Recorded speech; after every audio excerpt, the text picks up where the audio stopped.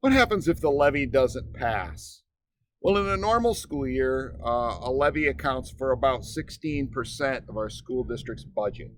The local levy pays for about 23 general education teachers, a half a dozen or so special education staff that aren't funded by the state.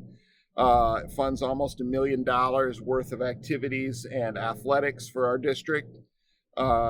Let's see, it also used to fund our school resource officer program, which was eliminated last year after the double levy failure.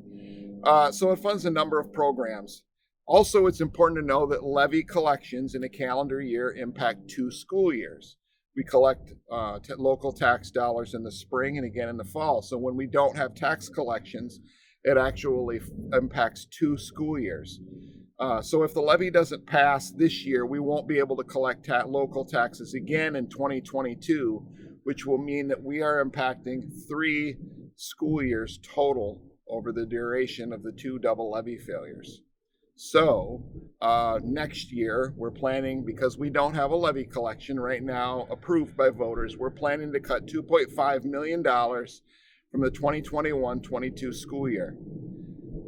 We are also looking ahead to the possibility of having to cut another $3.4 million for the 22-23 school year because, again, if we don't have a levy collection, if a levy isn't approved this year, we won't be able to collect any local tax dollars again next year, which will impact those 2 school years.